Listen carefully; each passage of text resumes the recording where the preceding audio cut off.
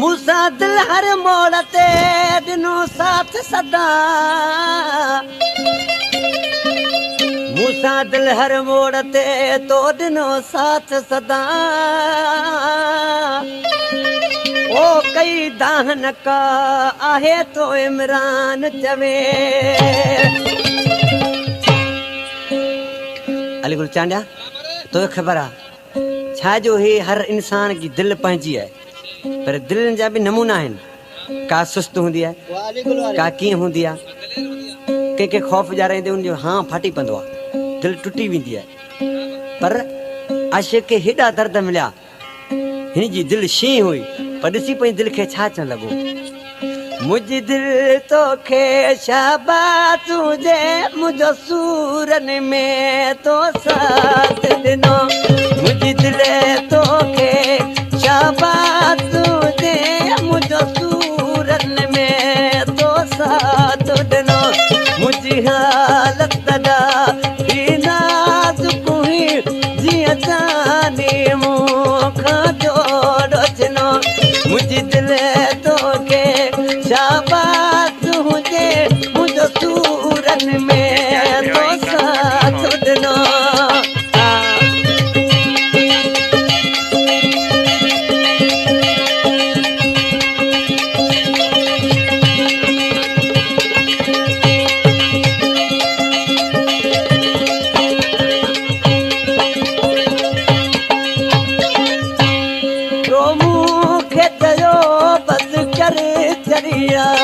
अज दुश्मन पान तकी नखला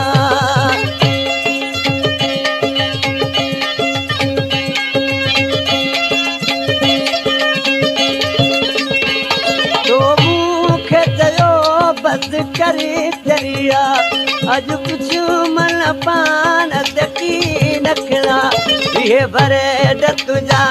मुन्ना याद आगिन आने लुढ़क अखने में मुनरनो मुझे दिल तोखे शाबाश हुजे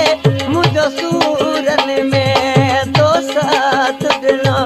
मुझी हालत ॾाढी नाज़ुक हुई जीअं जानी मूंखां जोड़ छनो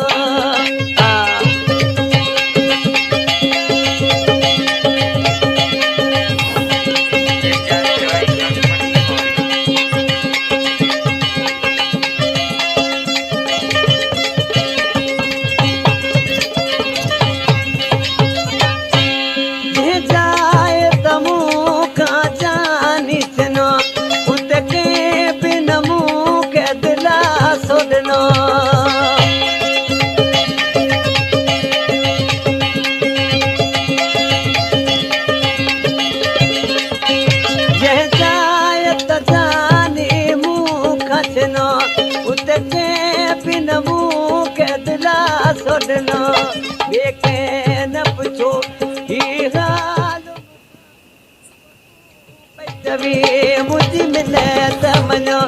मुझी दिल तोखे शाबाश हुजे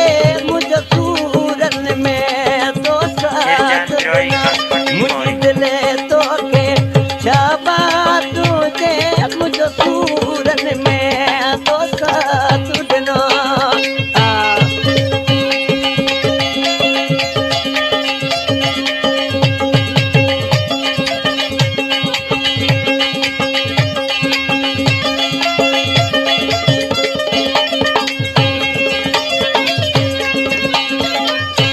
कयो सूरल शायर आ मूंखे